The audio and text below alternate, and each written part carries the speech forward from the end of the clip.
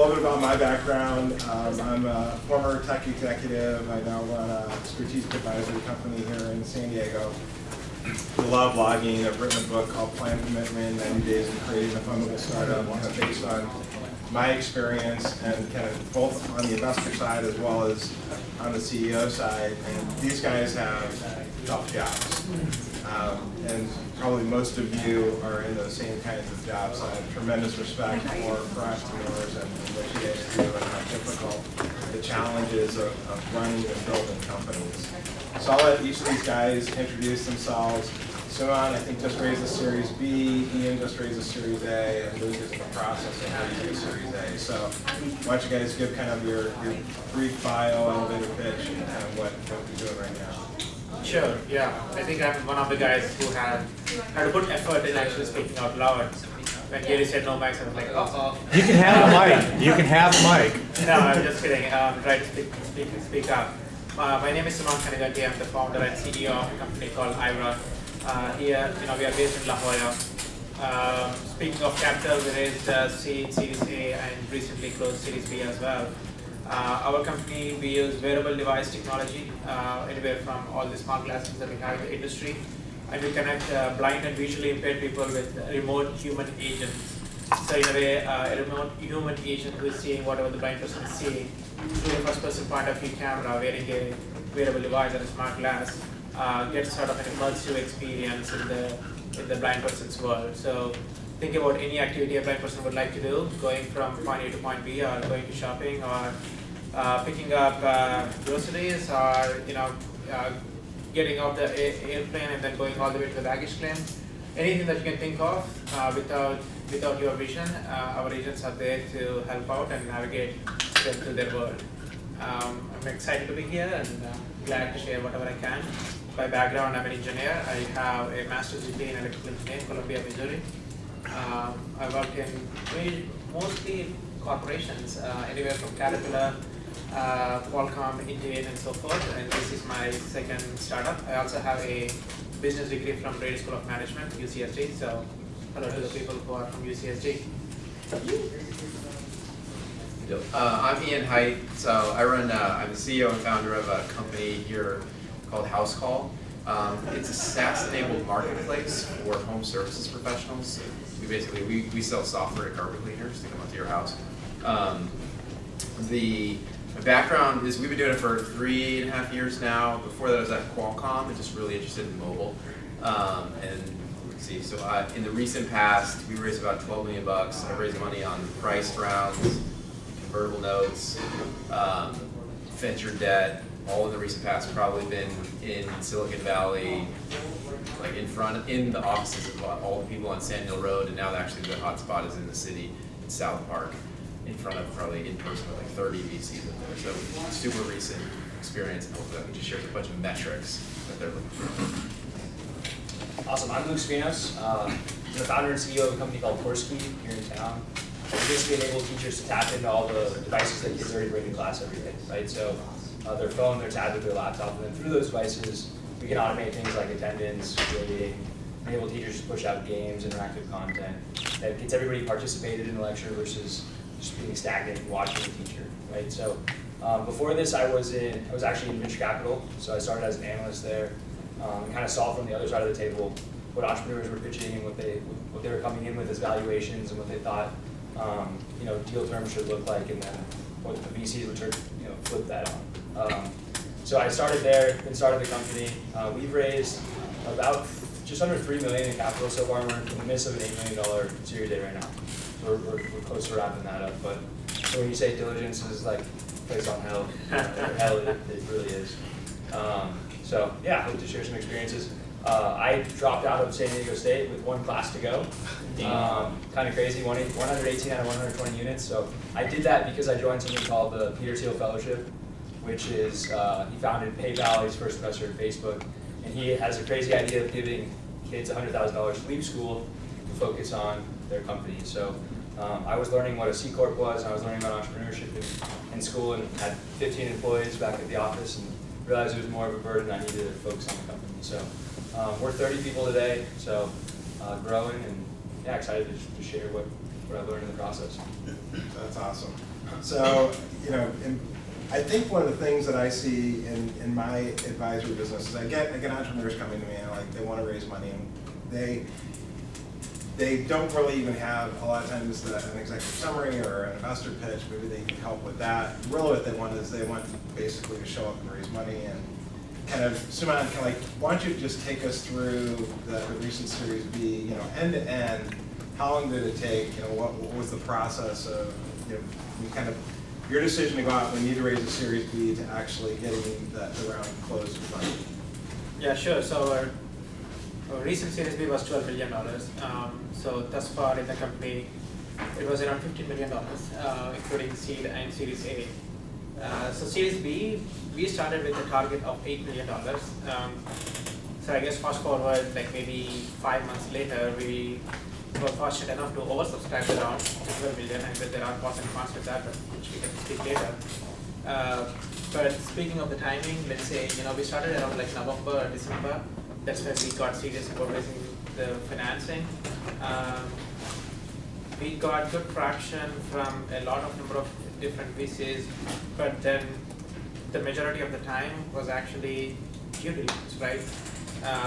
Since the time we got term sheet to the time the term sheet was executed and we got funds in the bank, it was 2 to 3 months. So far, I've been always thinking about raising money, you know, getting till the term sheet, but most of the stressful time is actually during the due diligence time.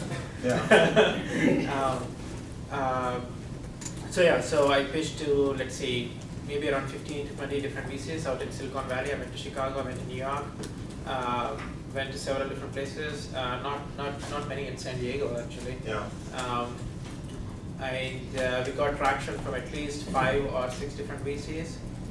Some people wanted to come in low, meaning, you know, just, you guys don't need $8 million, we'll just give you $5 million, you can go ahead and do this. So we got to make hard decisions and not take that option, and then continue to push on, you know, looking for the VCs who are, you know, bought into, you know, why we need $8 million, right? So there's always this question of why 8 million and why not 5 million and why not 12 million and so forth. So you got to have a good understanding of, you know, where you're going to spend that money. So for me, it took me a little more than 5 months. Yeah. 4 to 5 months, and you know, by the time we said, you know, all the techs are ready, you know, now it's time for us to go raise the money into 5 months. But then one thing we always did was we were always having those meetings about next round, even though we were not ready to go ahead and raise the money. So even for example, right now I'm looking for the you know, CDC money in a way already, kind of making those introductions. So Yeah. we had one Microsoft VC come over to the office. So actually those are the good ones, I think, because you are not in this stressful situation, you are not asking for money, so you can kind of show everything that you got as Yeah. more of a, you know, I don't care if you're gonna turn off, but at least, you know, we have all these things to show cool stuff, right? So that's Yeah. the conversation we'll have. Yeah. So that's my story. And speaking of number of employees, we are 25 different employees at 27, I should say, and then, you know, at some capacity, including advisors and everybody, we have around 150 people involved in the company, which is pretty high. I didn't realize that. So that's my little 2 Awesome. minute thing. Yeah, I mean, I think the recent Y Combinator data that came out around seed rounds is it's 5 to 7 months on average. I think similar kind of thing for Series A, Series B. It's a process. It's not an event. So you have to make sure you have enough runway, enough cash in the bank, you know, to basically execute on that. I mean, on the Series A, kind of when did you make the decision to kind of go out and raise your bigger round? So the raise we did was kind of similar to what you described now. Like I'd much rather be in a position where we don't need money and then someone's coming to us. Of course. It's much easier. I think we were both a little bit fortunate, but we closed our A, but between when we signed a term sheet and wire it in, it was 17 days. On our A. That's really good. What allowed for that to I don't happen? know any lawyers that can execute in 17 days. One thing that we did early is we used Oric in Menlo Park. So we will go seek out the lawyers, because more likely than not, you're gonna raise money from Bay Area. More likely than not, they're gonna have a Bay Area lawyer. So we picked a Bay Area lawyer for the reason, I mean, it's expensive, it's $800 per hour. Yeah. For the, and up. But with that, it meant that our lawyers were just friends with the lawyers of the, so we did it with August Capital. They were just friends, and they had done a deal recently in the past, and so they had already, in effect, negotiated the terms with inside the financing document. And then we were just really clean from a corporate setup perspective. So it was just everything being clean in Google Docs, and you could just send them a big package. I mean, the things that like come back to bite you would be like an 83B election. So if that's not on the tip of your tongue as a founder, you've got to go research that because it can really come back to bite you from a timing perspective. But I think with just making lawyer, like getting a lawyer that was a friend of the other person, it saved us a ton of time. So I know you were in Evo Nexus. Were you in an incubator at all? Okay, and how about yourself? I was in Evo Nexus as well. You were, okay. So how is this going so far with raising the Series A? I mean, how far into it are you? And you see kind of light at the end of the tunnel, or where are you at with it? Yeah, we're coming up on probably 4 months through the process. Okay. And yeah, I see the light, but it's never there until the money's in the bank, right? Sure. So it's typical, and I've seen that happen and heard stories all the time where you get a term sheet. We've gotten 2 Series A term sheets that we didn't actually go through with. And there's a number of reasons for that, but it's just a challenge, right? It's you get so excited you have a term sheet, you think there's good terms, and then you guys move forward on it, and then there's deal docs that are just out of control, and they're not what you want, right? Sure. There's 2x liquidation preferences, these things that just come to bite you. So it's really understanding like who you're getting into bed with, right? Yeah. Who's going to have a Series A, Series B? They're going to have a big stake in the company. They're going to be very involved. They're going to probably have a board seat, I'm assuming. Your Series B take a board seat as well? Two board seats, right? So there you go. So we're really trying to ensure that the person that we're bringing into this is going to be a good fit. Right. Now, do you have multiple term sheets on the table, or you're with one main lead right now, or kind of how's that working out? So we had 2 term sheets on the table. We're solid from a revenue perspective, but we're not necessarily like in need of cash, Okay. right? So we have fall coming up, which is when school starts, which is when revenue substantially grows for us, right? We operate like a textbook, so if the teacher adopts to use us, then it becomes a required fee for their students to purchase and use. Or we bundled with a book where we'll take a fee from that book. So we're not necessarily in a hurry. I had 2 term sheets. We walked away from both of those. And once the fall hits, I think as that revenue keeps growing, I'm just trying to get the valuation better than what I'm seeing right now. So I'm assuming ideally we close it kind of Q4 timeframe. Yeah. That's what we're thinking. All right. But we're teeing everybody up, right? We're teeing everybody up that we talked to. Said, oh, you're a little bit too early. We need $1 million trying 12. And we're like right on the cusp of that. So once we hit that, I think we'll be ready to rock. So compared to kind of when I was raising private money, which is several years ago, I think VCs have gotten a lot more sophisticated and much more kind of business savvy, I guess you would call it, versus intuitive. So talk to us a little bit about some of the metrics they're looking at when you're at a Series A and as a SaaS company, and some of the things they're drilling down into kind of the business model. Sure, I'll take it. And I'm interested in like what you guys see too, because you mentioned like $1 million trailing 12. When we did our A, the litmus seemed to be that you needed from a MRR perspective, so that's monthly recurring revenue, to get kind of a min of about 50K, and sweeter spot would be 100K per month revenue. And this is for a Series A. For a Series A. Yeah. And then going into a Series B, it kind of shifts to ARR, annualized recurring revenue, and then the min is more about 5 million is your ARR. And then the sweet spot would be 10, but between 5 and 10, that's where you can get some interest. But as a SaaS company, what they're more likely to dig into is not only your revenue, but your unit economics. So they're gonna look super hard at how much does it cost you to acquire a customer, which is your CAC, and then how much is that customer worth over their life, and the most important thing being the churn rate. So how often do they leave, and are you getting negative net revenue churn, meaning do your existing customers end up paying you more over their life?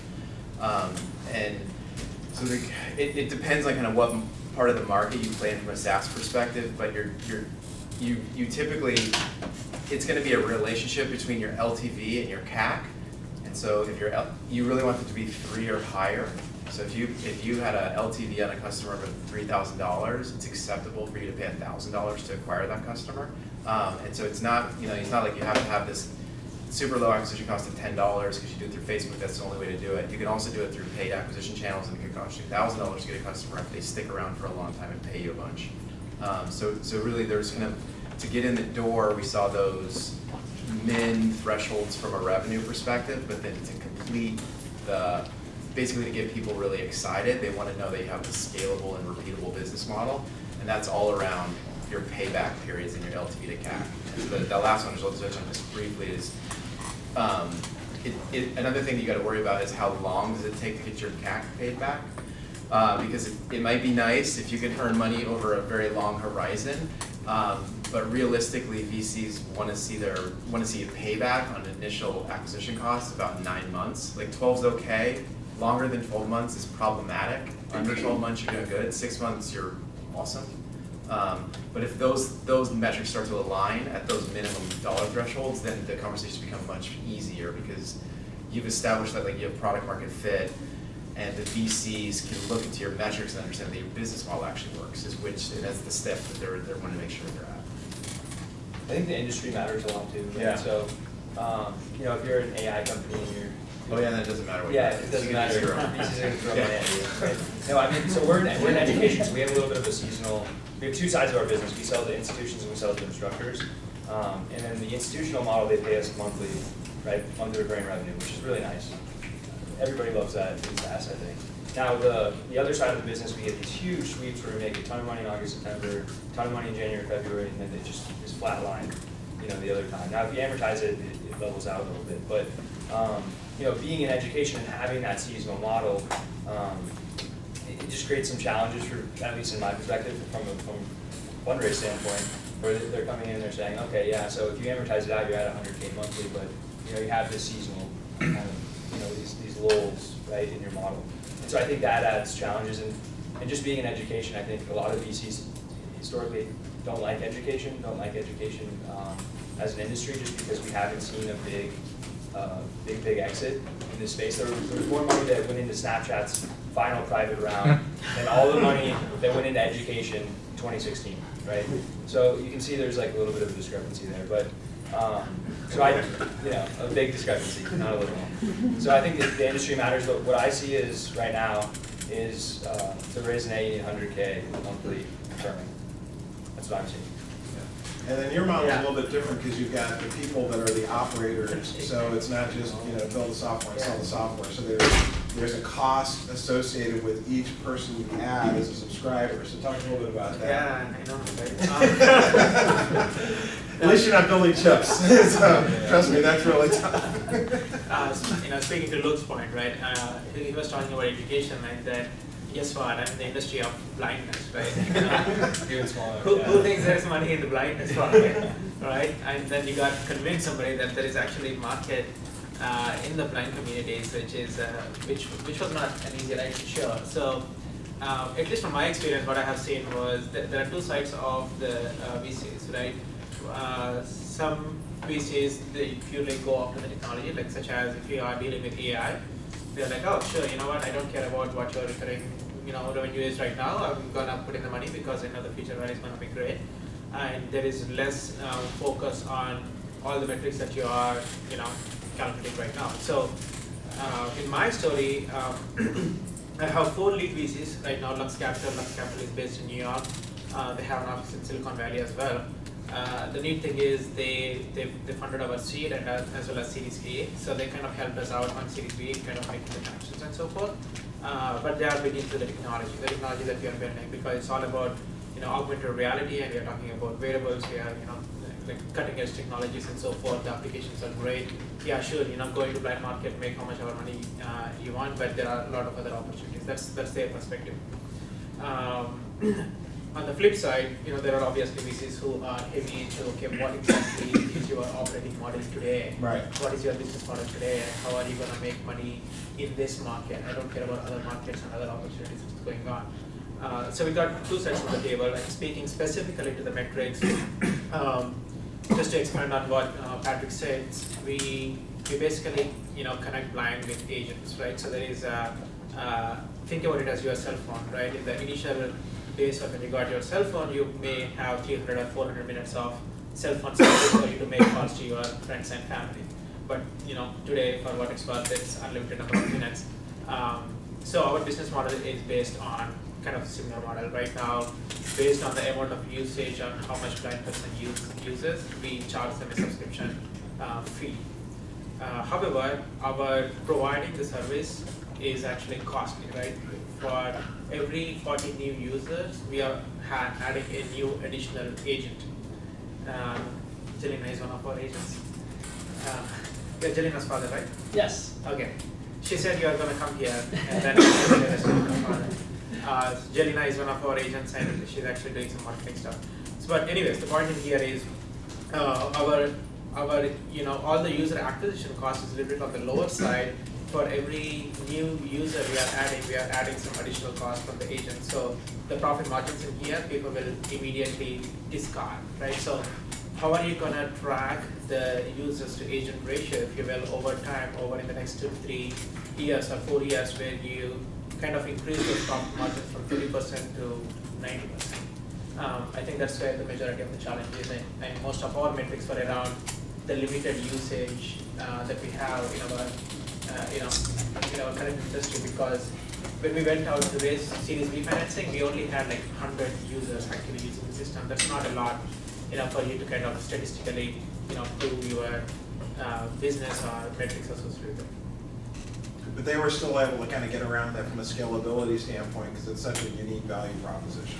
Yeah, it is a unique value proposition, and I think one of the toughest things for me is just educating VCs, right? But if you go to Silicon Valley VCs and if you talk about AI company, they're on top of things, right? Or I know your business, it will work and it will not work. When you're talking about the blindness market, there's no clue, right? There's no clue about the blindness industry and where the money is coming from, how does the insurance come into play, how does the government come into play, how does the individual payers come into play, what is the philanthropic side of things. So it is a little bit of a complicated business model. So there is a lot of education in a way that we had to do 2 ways, and that's one of the reasons why the due diligence process was almost like 1.5 to 2 months. Kudos to you, like within 70 days we got the money in the bank. So for me, there were at least 20 to 35 different calls validating every single step. Right. So not only you, your team, your company, but all the people around you who are the ecosystem, right, is validating Aira as a company. Mm-hmm. So that's all part of it. Yeah. Cool. So I mean, one of the things that I noticed with dealing with VCs, with investing myself, is I'm actually more patient than most VCs. I mean, talking about short attention span there. I mean, if you don't have their attention in the first 5 minutes, the meeting's basically over. So a lot of it is around, do you have a business model that works? Can you make money? Can you scale? Because a lot of the VCs have lived upstream. They don't really, they say they're doing seed deals. I haven't seen a VC do a seed deal in probably 10 years. So, and the Series A's are getting much more substantial and serious metrics. But how quickly do you see, once you kind of establish that business model, why you, why now, why this team? How do they start drilling into that, and how do you see kind of the questions coming around there? I guess I'll speak to that. I would say you have some initial intro that you give to them, and then they're going to form their own conclusion and opinion on that. Hopefully that's going to translate into an in-person meeting. But then you have a very short period of time. That's about it. I would say that I think everybody made their decision during that initial meeting. Yeah. For the most part, they'd already made the conclusion. And they're either coming in with a bias yes or a bias probably not, and you could kind of feel it. But there wasn't a lot, what we've tried to do strategically is, to the best that you can, line up a bunch of meetings with people in parallel or at a very short time within one another. Because if we can get one person to say yes, then you can tip someone that's on the margin to also say yes. And then what I think you said earlier, like going in at 8, but coming out at 12 is also a pretty good strategy, because if you can get the 8 guy to say yes, then maybe the guy who's willing to do 12, he's willing on the margin to not be left out on the table. But you gotta have those conversations in parallel, and then they seem to be, it's a little bit more mechanistic. I've seen even in the recent VCs. I think Andreessen is the most cookie cutter. Like they have a machine that they come in, they ask you a bunch of questions, they fill out all these forms, and then they had an answer back within a week of yes or no. Yeah, I mean, I think it's getting them really excited, right? I think VCs are putting money in the, who went to the keynote last night? Everybody go to the keynote? So I thought Jason said something really interesting where he's like, you know, early stage companies are almost like teenage girls, right? Like they're developing, they're figuring things out, nothing's perfect yet. And then, and VCs understand this, but what they're investing in is what this company is gonna look like in 5-10 years. Right, so you as an entrepreneur have to come in with this amazing, incredible vision of what this can become, right? And I think that's what gets them really excited. Too often, you know, I would get hung up on metrics. And now, you know, there's definitely VCs that like the metrics and some that only invest on the metrics, but they're investing on what this is going to be in, you know, 5-10 years, right? And it's really creating an awesome vision that people can get behind and really understand, and you can connect the dots to get to that vision, right? And build a pathway of how you achieve that goal. So, you know, I think it's really just getting them excited, being part of, you know, wanting to be part of that journey, and not miss out on it. Yeah, I mean, part of it, I think, with especially moving upstream, unless you can show that you have the potential for $1 billion valuation, it's really difficult to get major VCs interested in your company. So kind of how do you guys go about that from kind of size of the market, kind of the opportunity, and then what you're doing to kind of capture that? Yeah, I mean, I don't think VCs are going to invest unless they think it's a $1 billion opportunity. I mean, their economics don't work, Yeah. right, from a returns perspective. So you have to be able to show that this is $1 billion opportunity. And it doesn't necessarily have to be in one industry, right? So you have to look at the market size and say, we have two markets that we chase. One is only like $600 million market, right? To a VC, that's tiny. That's not pushing the needle. But if you can show that that technology, like you're doing, right, is applicable in these other arenas, and that you're going to take the Peter Thiel approach, which is monopolize a small market, move to the next one, right? That's gold to those guys, Yeah. right? That's what Facebook did. Facebook started with Harvard. They monopolized Harvard. Everybody was on it within 2 weeks. And then they did Ivy League, and then they did college, and then they did K-12, and then they did the world. Yeah. Right? And so you go after a giant market, a lot of competition. You go after a smaller market, typically not a lot of competition or potentially no competition, right? So I think that's.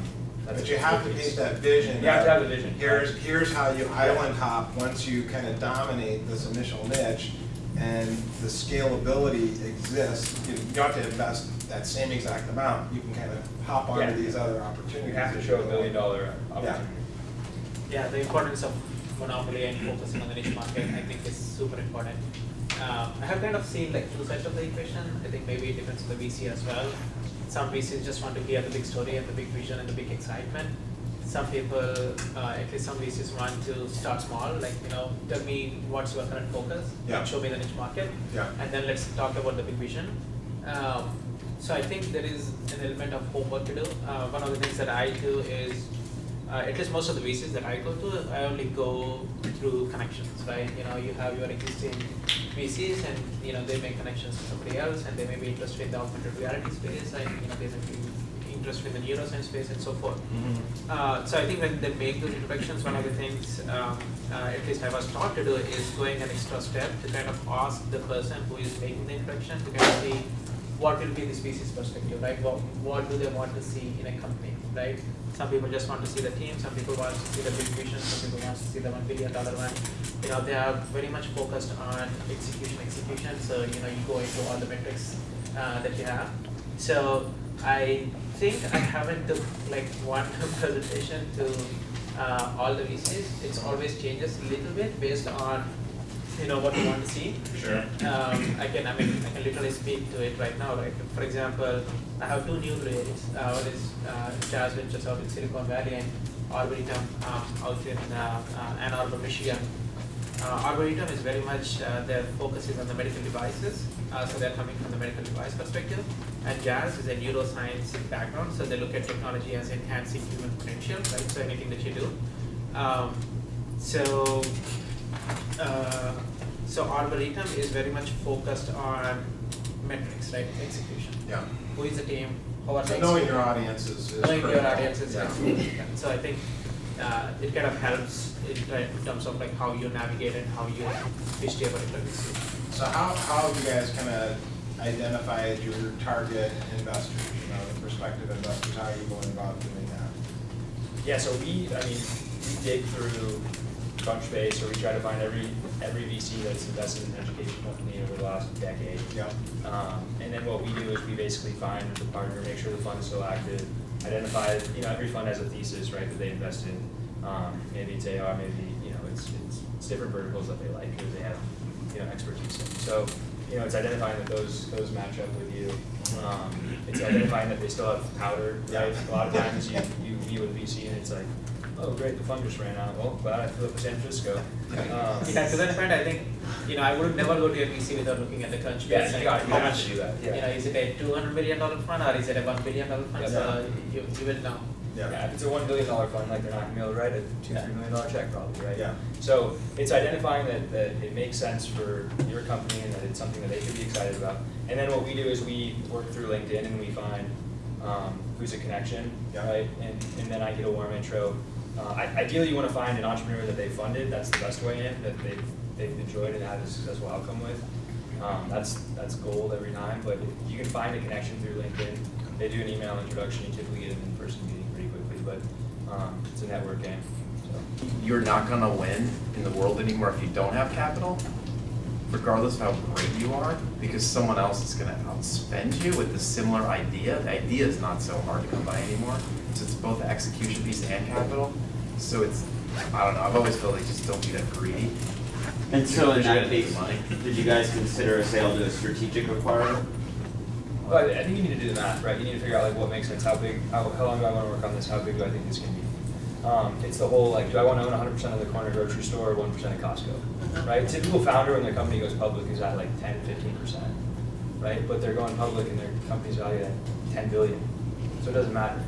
Yeah, it's always better to look at the averages of that, kind of figure out is it too much or is it too little, are you on the lower end of the spectrum for the dilution for Series B, for example, or at the higher end of the spectrum. So at least, if you are going for Series A or Series B, you already have some existing board, right? And the existing board is bringing some sort of an experience into the table, right? So you can always kind of have a conversation on, what do you think is the right valuation, right? So if it is less than X, this is like a showstopper, we don't want to take it because then you are undervaluing yourself.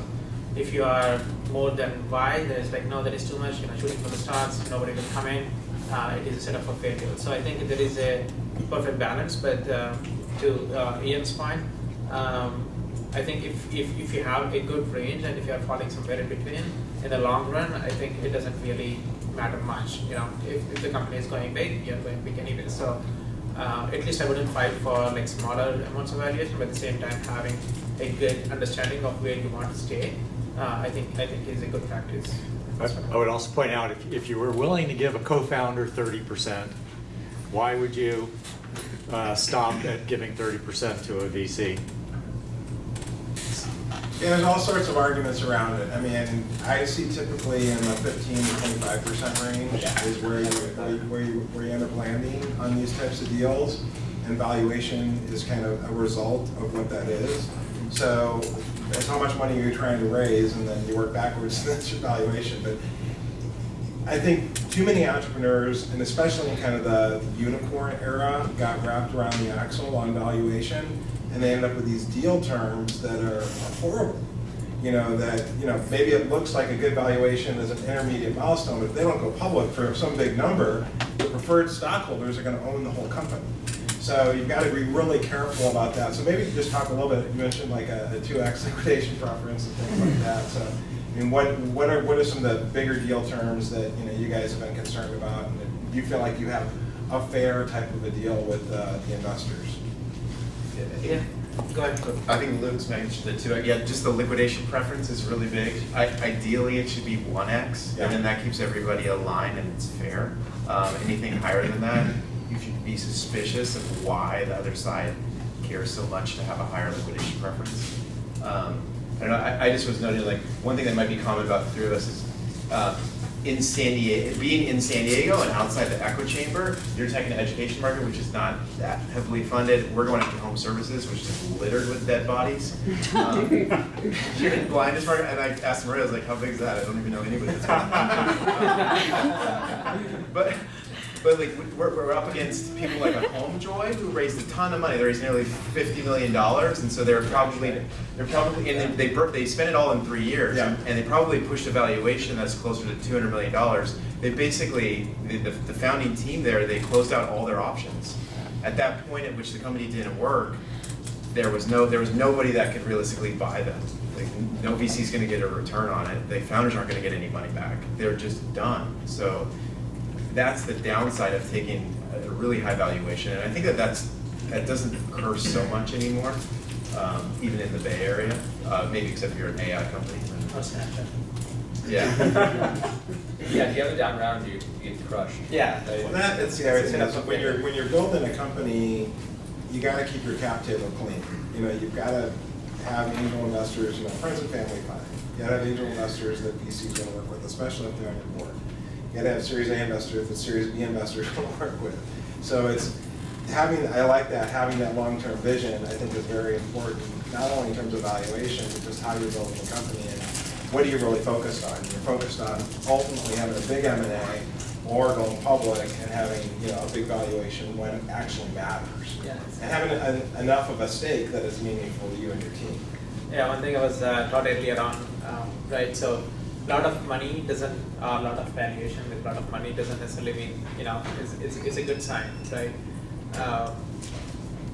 Everybody asks me like, oh, you know what? If you went from a round of $8 million to $12 million, it's actually pretty good, right?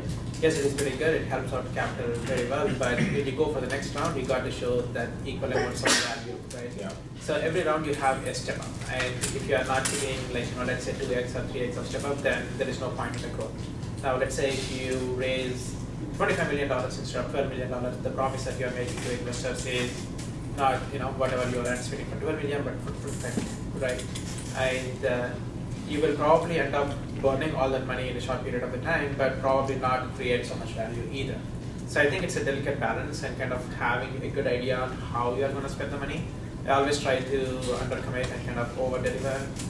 For example, you have at least in my case, I have a roadmap for 2 years, but I always try to execute it into the 1 year.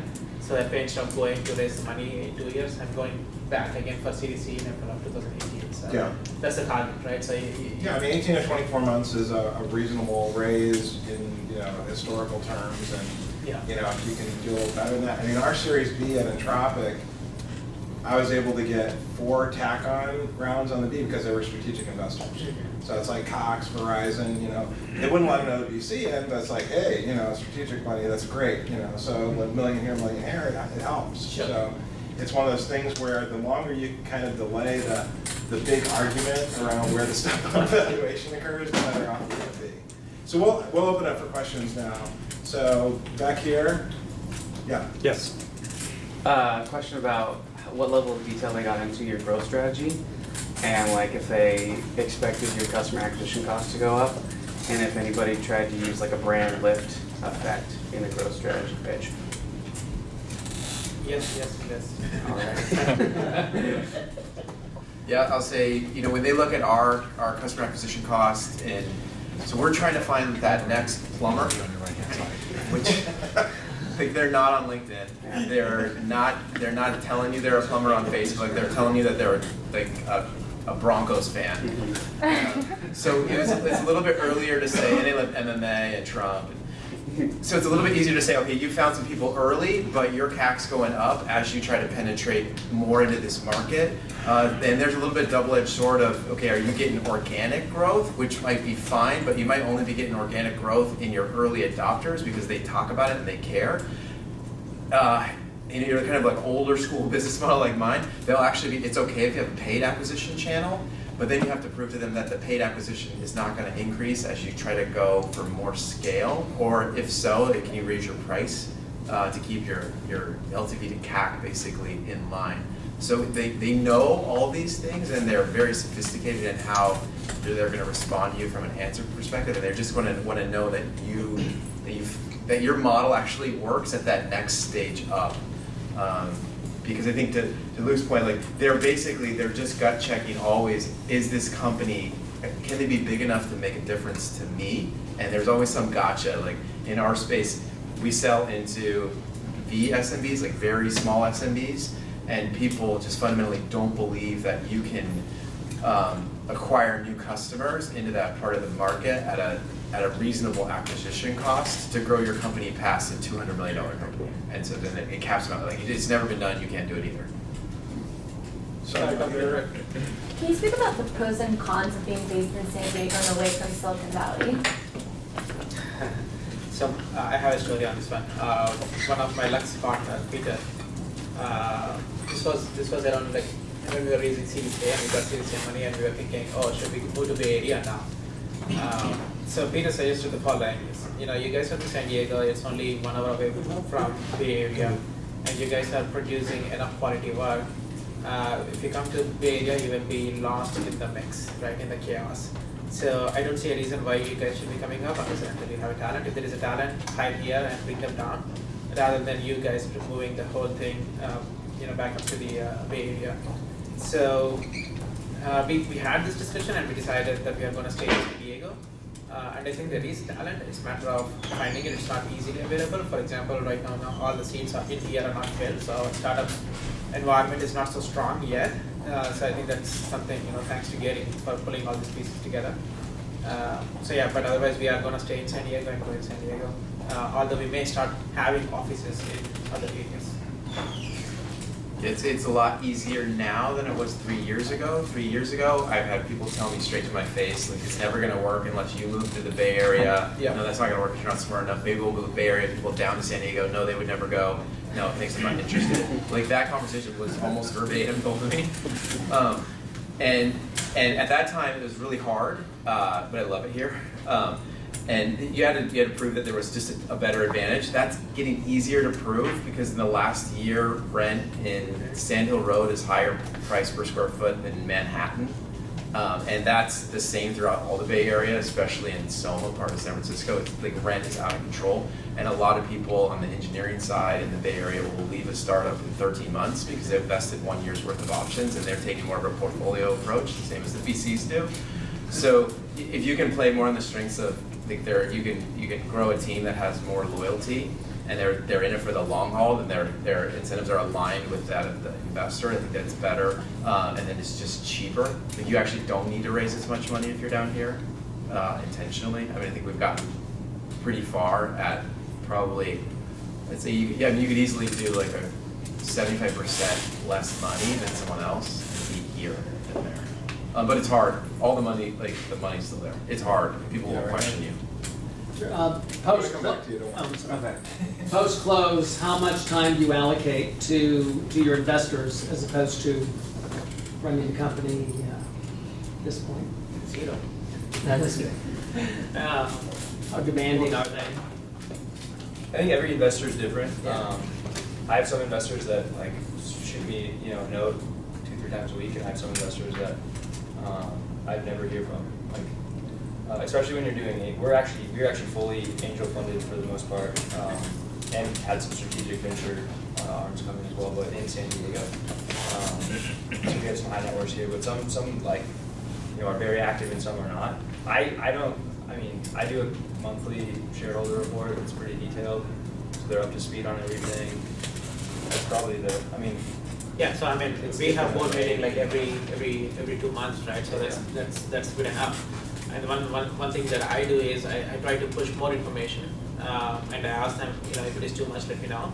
So that way they are not actively seeking for information. I'm going at anxiety for them, like what the hell is happening with the company.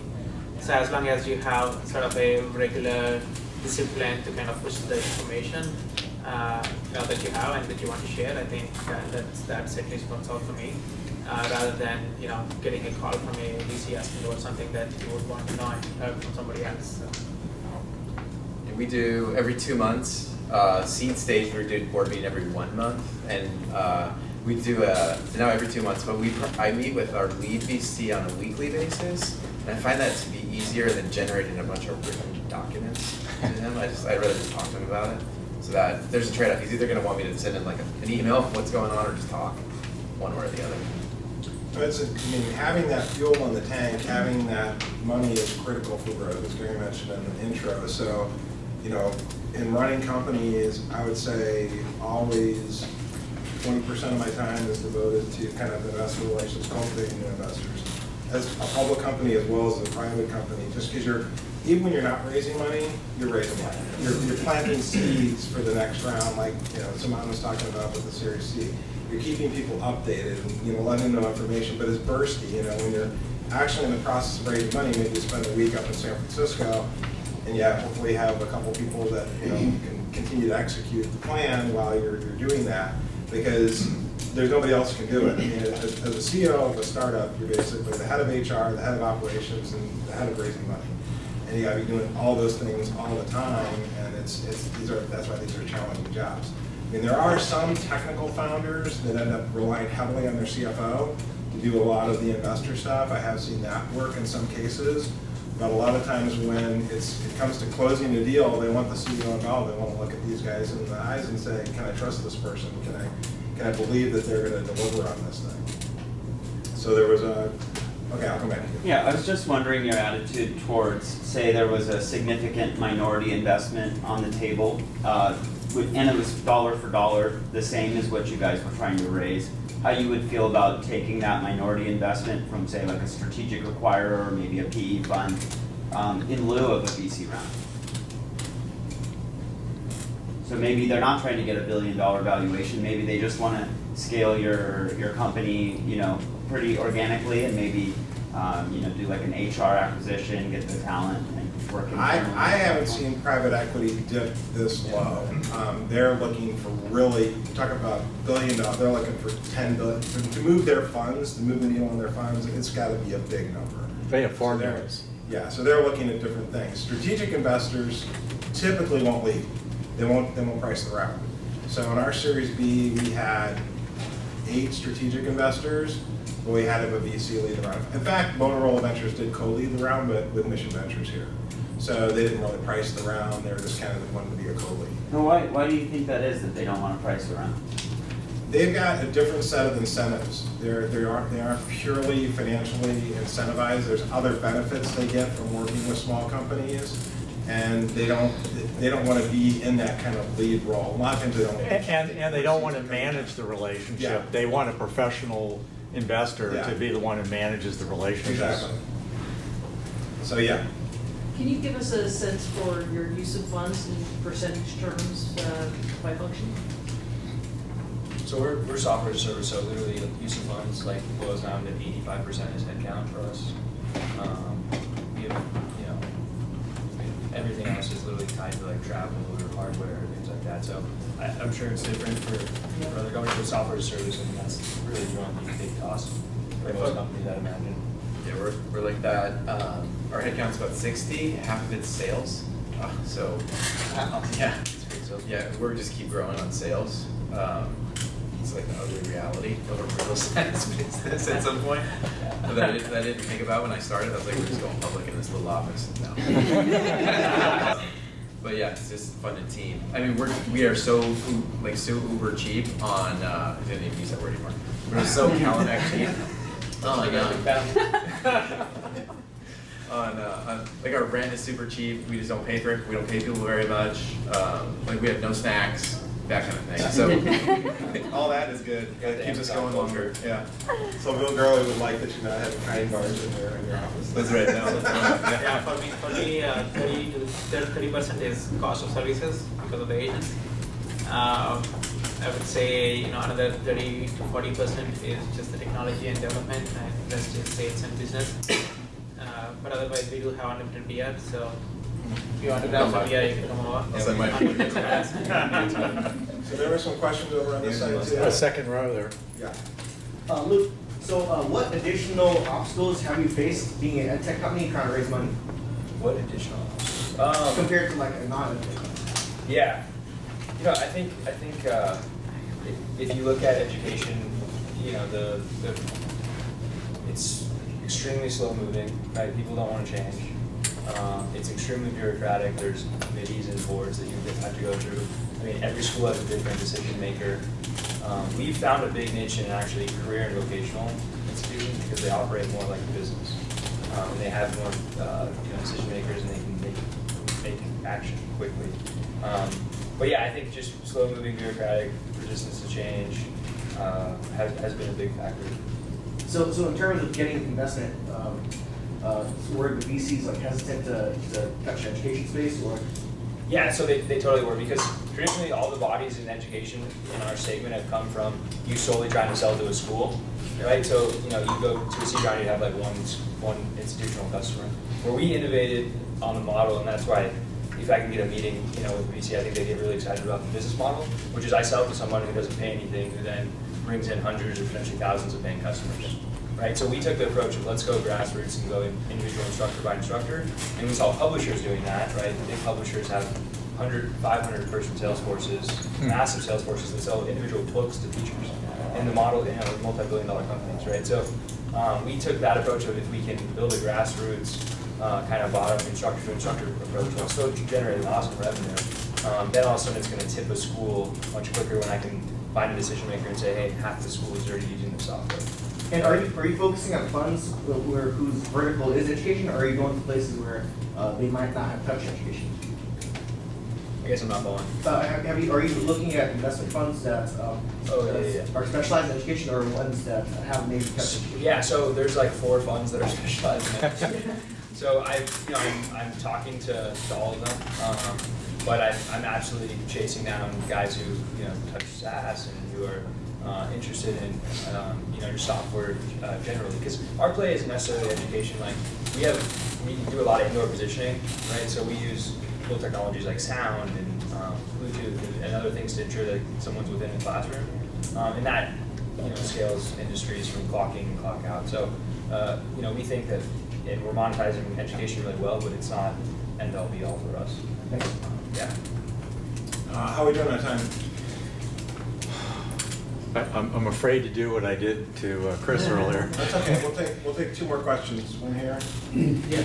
So I have a question. I know that the basis only invest 1% of the company that look at it. So obviously you guys made that 1%. So I have 3 questions. So how did you identify which bases invest in your space? And how did you find your warm introduction? And what did it take for you to for them to invest in? Okay, question number 1. How did you get So yeah, so, I mean, for me, it's about connections. Again, to Luke's point, I think you need at least one champion who is known out there. So for me, it came out of serendipitously in a way. His name is Larry Bock. Larry Bock is the founder of Illumina.